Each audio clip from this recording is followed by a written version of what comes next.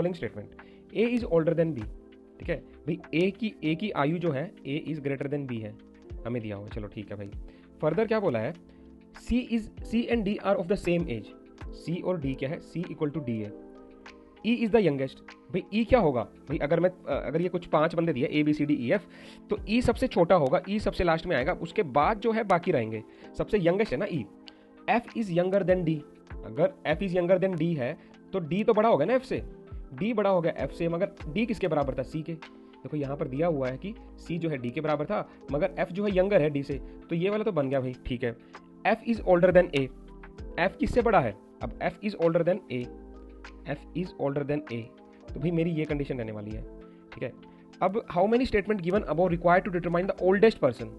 क्या मैं किसी भी स्टेटमेंट को यूज करके ये बता सकता हूँ, कितनी स्टेटमेंट का यूज करके मैं बता सकता हूँ कि कौन सा ओल्डेस्ट पर्सन है। भाई वेल गुड है। मेरे हिसाब से भाई अगर मैं देखूँ, क्या मैं सिंगल स्टेटमेंट का यूज करके बता पा रहा हूँ, किन्हीं भी एक सिंगल स्टेटमेंट का यूज करके तो बता ही नहीं पाऊंगा, और किन्हीं 2 स्टेटमेंट का यूज करके भी नहीं बता पा रहा, क्योंकि देखो ये कंक्रीट नहीं निकल रहा ना। ठीक है, मगर देखो मुझे क्या करना पड़ा, कंबाइन करना पड़ा। सी और डी दिया था, सी और डी जो है इस 4th वाली इक्वेशन के साथ कंबाइन करना पड़ा।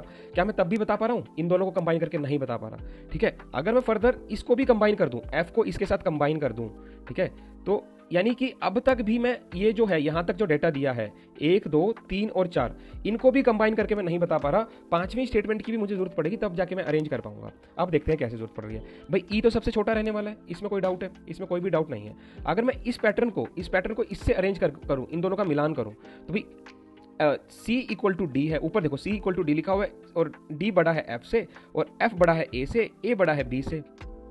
बचा कौन सा, ई सबसे छोटा था ही, ई सबसे छोटा था ही। तो अभी तो मैं बता पाऊंगा ना कि कौन सा ओल्डेस्ट पर्सन है, तभी तो मैं बता पाऊंगा ना कि ओल्डेस्ट पर्सन कौन है बेसिकली। ठीक है, तो आपको पांचों स्टेटमेंट का यूज करना पड़ेगा इस स्टेटमेंट को कंक्लूज करने के लिए। ठीक है, भी अगर मैं रिलेशनशिप निकाले, मुझे सी और डी जो है बेसिकली यहाँ पर दिए गए हैं कि सी और डी में रिलेशनशिप जो आ रहा है सबसे बड़ा आ रहा है, तो मैच भी कर लो। A is older than B, यहाँ पर A is older than B satisfy हो रहा है। ठीक है भाई, first statement satisfy. C and D are of same age, C and D are of same age, second statement satisfy.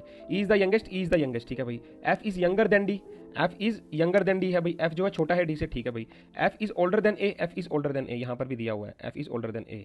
तो आपको पांचों स्टेटमेंट यूज करनी पड़ेगी, पांचों स्टेटमेंट का यूटिलाइजेशन करना पड़ेगा, तभी आप इसको नेसेसरली बता सकते हो कि ओल्डेस्ट पर्सन क्या है। तो सी और डी में टाई हो गया एक तरह से, सी और डी जो है बहुत ही ओल्डेस्ट पर्सन आ रहे हैं, तो इनमें टाई हो गया। So moving on to the next